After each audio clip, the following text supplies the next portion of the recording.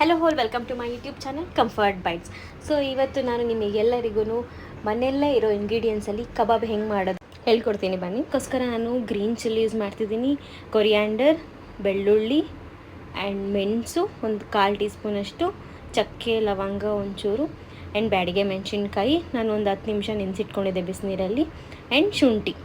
ಇಷ್ಟು ಇಂಗ್ರೀಡಿಯೆಂಟ್ಸ್ ನಾನು ತೋರಿಸಿರೋದು 750 grams of ಚಿಕನ್ನಿಗೆ.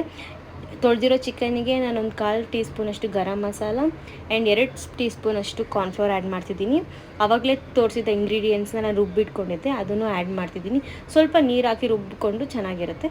And salt and 2 eggs add ಮಾಡ್ತಿದ್ದೀನಿ. ಸೊ ಇದನ್ನು ಚೆನ್ನಾಗಿ ನಾವು ಮಿಕ್ಸ್ ಮಾಡ್ಕೋಬೇಕು. ಇವಾಗ ಚೆನ್ನಾಗಿ ಮಿಕ್ಸ್ ಆಗಿದೆ. ಇವಾಗ ಆಯಿಲ್ನ ಮೀಡಿಯಮ್ ಫ್ಲೇಮಲ್ಲಿ ಇಟ್ಕೊಂಡು ಆಯಿಲ್ಗೆ ಹಾಕ್ಕೊಳ್ಳೋಣ. ಸೊ ಇದು ತೀರಾ ಲೋ ಫ್ಲೇಮಲ್ಲಿದ್ದರೂ ಬೇಯಕ್ಕೆ ಟೈಮ್ ತಗೊಳುತ್ತೆ, ಆ್ಯಂಡ್ ಹೈ ಫ್ಲೇಮಲ್ಲಿಟ್ಟರು ಬೇಗ ಸಿದೋಗೋ ಚಾನ್ಸಸ್ ಇರುತ್ತೆ. ಮೀಡಿಯಮ್ ಫ್ಲೇಮಲ್ಲಿ ಇಟ್ಟು ಮಾಡಿಕೊಂಡ್ರೆ ನಮಗೆ ಆ ಜ್ಯೂಸಿ ಟೆಕ್ಸ್ಚರ್ ಅಂತ ಬರುತ್ತೆ, ಆ್ಯಂಡ್ ಸ್ವಲ್ಪ ಕ್ರಿಸ್ಪಿನೆಸ್ಸು ಇರುತ್ತೆ. ಸೊ ಮೀಡಿಯಮ್ ಫ್ಲೇಮಲ್ಲಿ ಇಟ್ಟು ಮಾಡಿಕೊಂಡ್ರೆ ಕಬಾಬ್ ಚೆನ್ನಾಗಿರುತ್ತೆ.